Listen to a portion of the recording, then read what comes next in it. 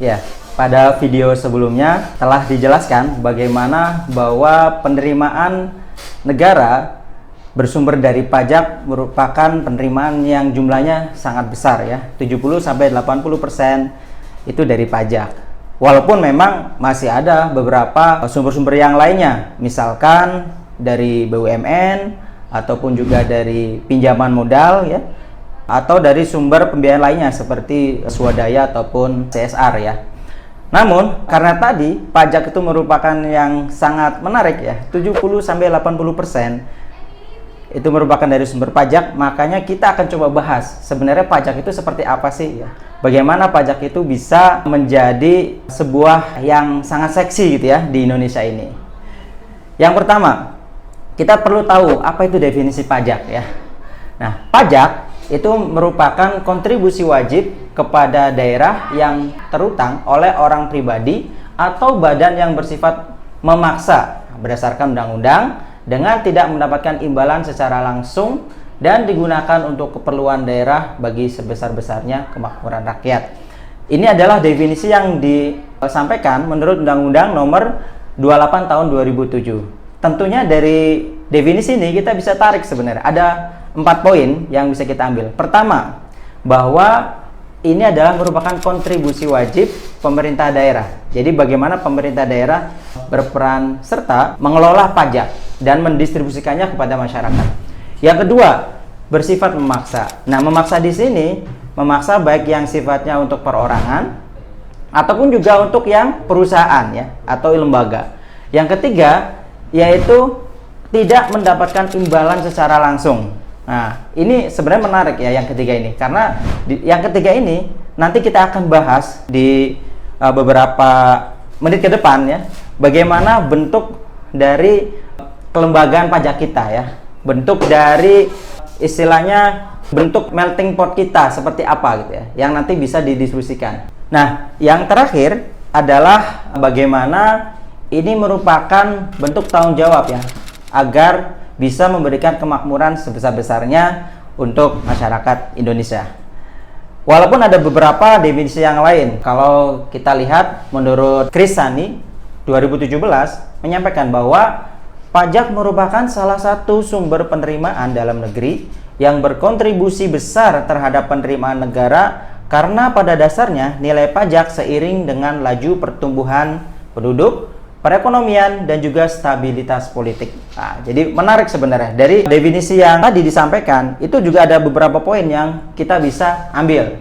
Jadi yang pertama tadi, bagaimana berimpact pada laju pertumbuhan penduduk ya. Jadi kalau misalkan kita bisa mengelola pajak, nanti bisa kita sebenarnya mengatur bagaimana pola pertumbuhan penduduk di sebuah daerah. Dan juga perekonomiannya. Bisa jadi sebuah daerah perekonomiannya bisa sangat maju, bisa juga sangat rendah, tergantung dari bagaimana kemampuan dia mengelola pajak ya, terutama pajak yang nanti dikelola oleh daerah, misalkan PBB, BPATB dan sebagainya. Dan juga tentang stabilitas politik. Ini juga menjadi menarik karena di stabilitas politik ini perpajakan dia menjadi sumber pembiayaan dominan, sehingga nanti ada politik anggaran ya. Karena kalau kita bicara alokasi pembiayaan, tentunya nanti akan berkaitan dengan kepentingan dari sebuah politik. Nah, sebelum lanjut, kita coba melihat ya, kita tilik bagaimana sih pajak ini sejarahnya di Indonesia. Pajak itu kalau kita lihat tanggal 14 Juli itu ditetapkan sebagai hari pajak melalui keputusan Menteri. Nah, ini sebenarnya menarik karena kalau kita lihat pajak dan pungutan yang bersifat untuk keperluan negara diatur dengan undang-undang. Jadi kalau kita lihat secara cermat ke Undang-Undang Dasar 1945 ada di pasal 23A mengatur bahwa pajak dan pungutan yang bersifat untuk keperluan negara diatur dengan undang-undang. Oleh karenanya pajak ini sudah termuat di dalam konstitusi kita gitu ya dari awal.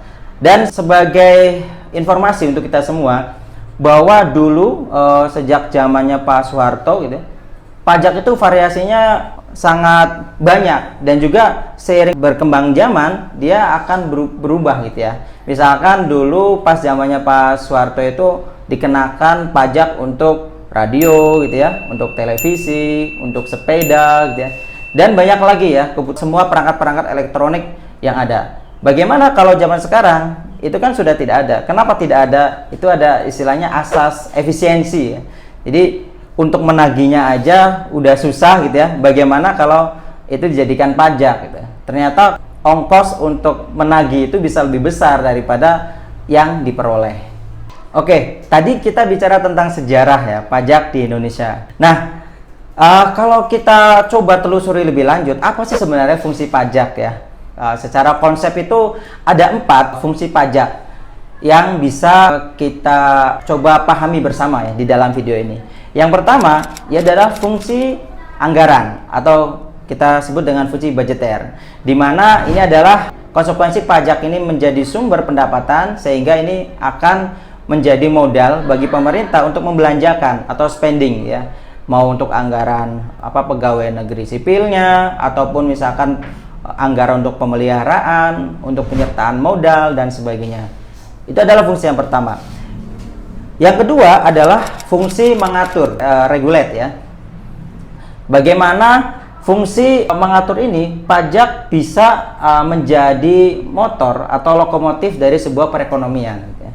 Jadi misalkan sebuah daerah ini ada direncanakan gitu ya, sebuah kawasan itu ingin meningkatkan PAD-nya agar bisa berkembang gitu ya daerahnya. Nah itu bisa ya. Dengan kita mengatur pajaknya, misalkan kapan sebuah daerah itu dibatasi gitu ya. Ini daerah lindung berarti nggak boleh dibangun, berarti nanti bisa dikenakan disinsentif misalkan berupa fiskal, berupa pajak yang tinggi dan sebagainya. Jadi dengan pengaturan pajak itu bisa mengatur juga nanti sebuah pertumbuhan wilayah, sebuah pembangunan wilayah dan juga pertumbuhan ekonominya. Itu yang kedua. Nah lanjut. Selain itu ada juga yang ketiga, yaitu fungsi stabilitas ya. Jadi bagaimana pajak bisa memberikan sebuah penyeimbang ya, dalam nanti menstabilisasikan perekonomian sebuah negara. Contohnya seperti apa? Misalkan bagaimana mengatur peredaran uang di masyarakat gitu ya. Bagaimana nanti pemungutan pajak dan juga bagaimana menggunakan pajak yang efektif dan juga efisien. Baik, lanjut yang keempat.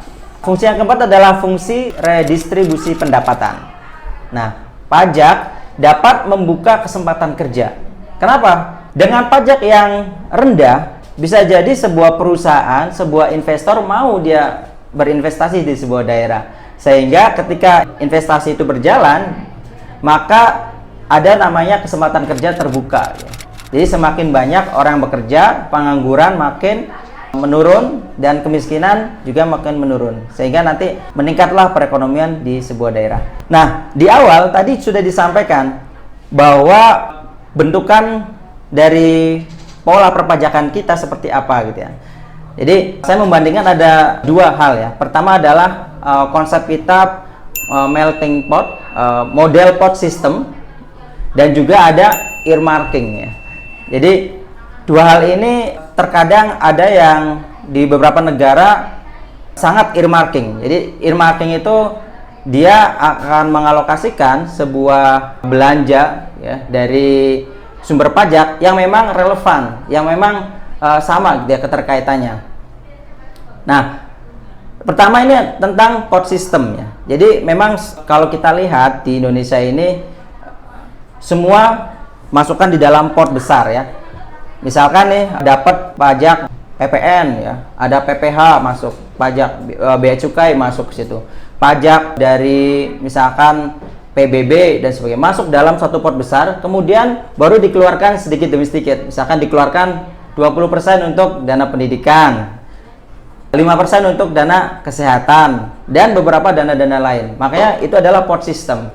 Tapi di Indonesia sendiri itu setidaknya ada 3 yang sudah menerapkan prinsip earmarking, yaitu yang pertama adalah bagaimana mengatur pajak kendaraan bermotor ya. Jadi kendaraan bermotor itu harus nanti dialokasikan pendanaannya untuk jalan, tapi disampaikan baru minimum 10%, jadi tidak 100%. Yang kedua, selain kendaraan bermotor adalah penerangan jalan. Nah, penerangan jalan ini juga sama diatur. Kalau misalkan orang bayar pajak dari penerangan jalan, maka pembiayaannya adalah untuk penerangan jalan lagi, tapi itu hanya sebagian, tidak disebutkan persentasenya. Yang ketiga adalah pajak rokok. Nah, ini yang menarik ya. Jadi pajak rokok itu diatur dalam peraturan perundangan kita, minimal 50% itu harus untuk kesehatan.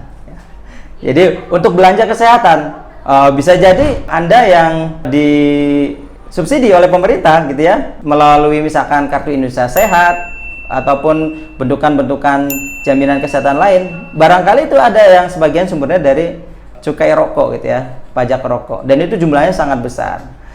Nah, kalau kita lihat ya lebih jauh lagi, sebenarnya ini menjadi sebuah hal yang dilematis ya. Di saat yang sama, dampak dari rokok ini bisa menimbulkan sakit dan sebagainya. Namun di saat yang sama juga ini diperbolehkan, toh dia juga bisa nanti menyumbangkan dana ke pemerintah untuk mengobati orang sakit gitu ya. Ini sebenarnya yang lucu dari earmarking yang ada di Indonesia ini. Tapi overall sebenarnya Indonesia itu menggunakan pot system ya. Jadi semua masuk dalam pot besar, semua pajaknya nanti dibagi-bagi gitu ya. Ada nanti bagi hasil dengan pemerintah daerah gitu ya.